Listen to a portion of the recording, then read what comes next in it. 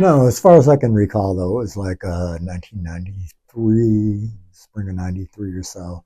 Um, Susan Reese or somebody that was connected with Madison Partners at the time contacted me to paint the tunnel because it was graffiti and it looked ugly and it was nasty and gross and all that stuff. And I pretty much came back with, there's no way you can afford me to do it, and there's no way I can afford to take the time to do it. So we set it aside.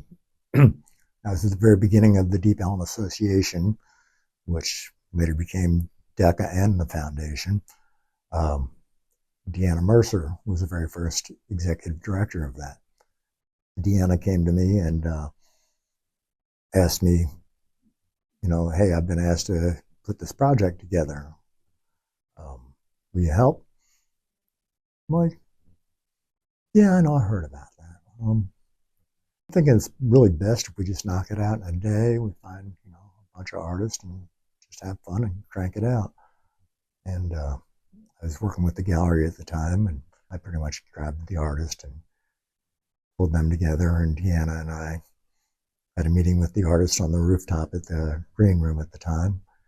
And I had already gone down to the tunnel and taken measurements and figured out, okay, square footage wise is this, and, what angles take into account and which sizes are best suited.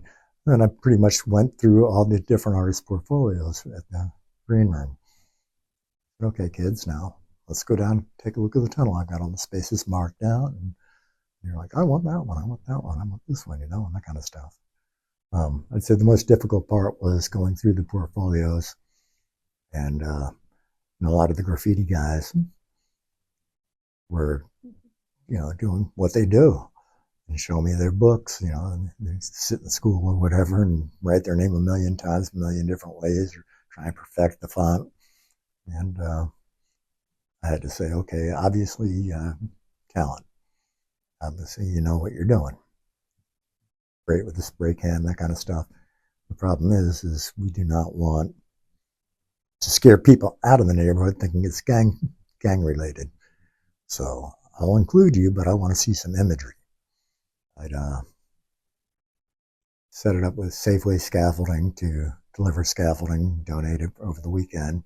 Deanna made sure the street was closed off from 6 a.m. till 5 in the afternoon on Saturday. And that was it. That was the time. I got with Cafe Brazil because I'd done some work with them, and Ernest brought down breakfast for everybody. So, and I advised the artist, if I were you, because I was painting too, I would bring an assistant to hand you brushes and paints and that type of stuff, keep your brushes clean, and probably somebody else to handle promotional materials and answer questions so you can actually concentrate and get your work done, because this is a real time crunch. And we're all in this thing together, and everybody's got, 11 hours from start to finish. At 5 o'clock, that street opens up. We're going to have the scaffolding down. And so we did it.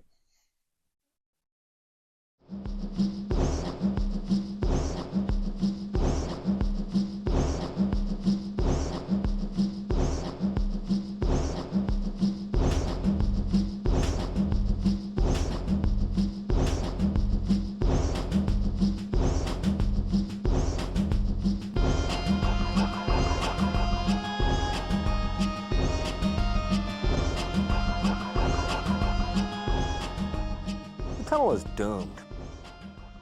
The tunnel is gone. The tunnel is history.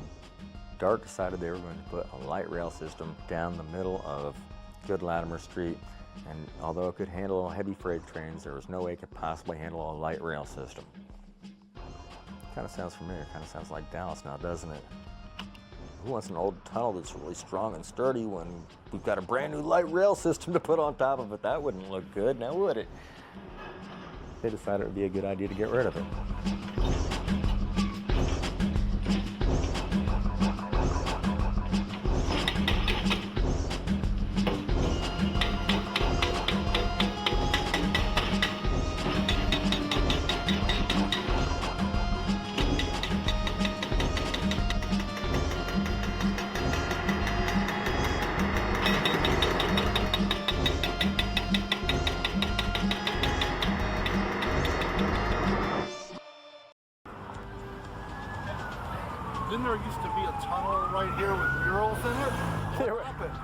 There was a huge tunnel here with murals on it. It was at least a quarter mile long. As you can see, we have a train system now. Mass transit, that's really excellent. I'm thrilled with the results. I think it's beautiful. I'm very happy with DART's final commission to replace the tunnel. The Gateway project is beautiful. The Traveling Man series.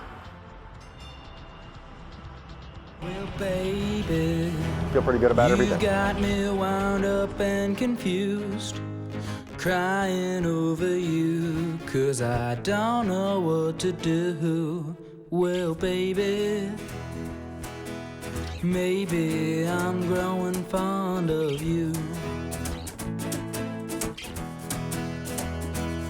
From my tight black leather jacket to the switchblade that I've got, you know I tell my whole life, and you know I've got a lot. Well, baby, maybe I'm growing fond of you. Well, I know you've made your mind up on which way you want to go. Maybe we can pack our things up and we'll run. I'm the president of the Deep Ellum Community Association, and we're sort of a grassroots community group, just all volunteers, that really tries to step up and help with community, help to keep the culture alive, help to kind of make sure Deep Ellum's relevant. And one of our missions is really to encourage the art scene in Deep Ellum, and to make sure that Deep Ellum stays known as a place not just where art is consumed, where you come to look at art, but that Deep Ellum is a place where art is made.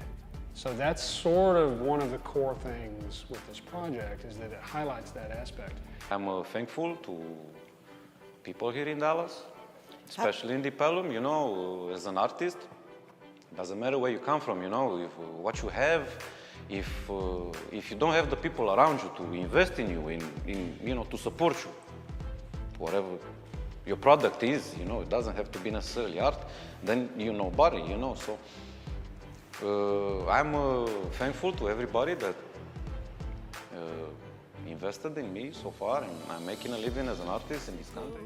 We will be so happy and free, and I can be with you, and you can be. And like I said, they're on a 4-hour time limit. So whoever did this had 4 hours to create this. That's actually really funny because everybody was like freaking out. I was like, man, we got 4 hours, what are we gonna do? And I was like, well, in the streets, they give you like 10 minutes, you know? So I was like, when they told me 4 hours, I was like, well, that's like a week, you know, in graffiti time.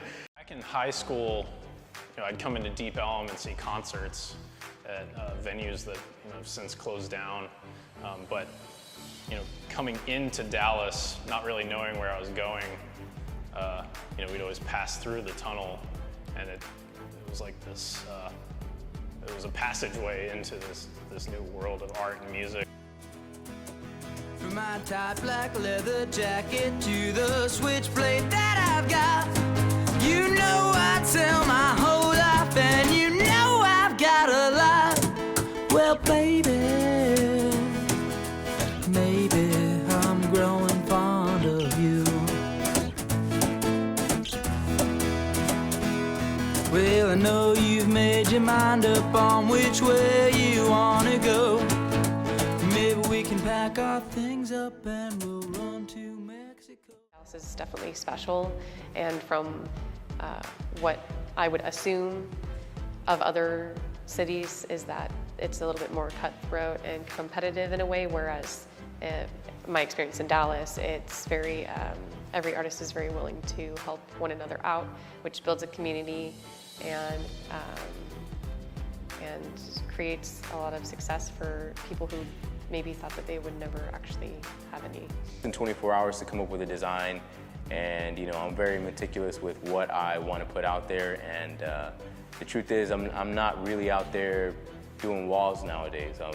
I'm working on canvas, so I'm used to taking my time and really working through a concept. The auction, you know, when we got through, and some of these artists were sweating by the end of that time period, just trying to get finished. And others were kind of like, by the end of this process, were realizing, man, maybe I could have put some extra time into it, you know, because I didn't quite realize how all this was and how much this was worth. We'll be so happy and free, and I can be with you, and you can be with me. Oh.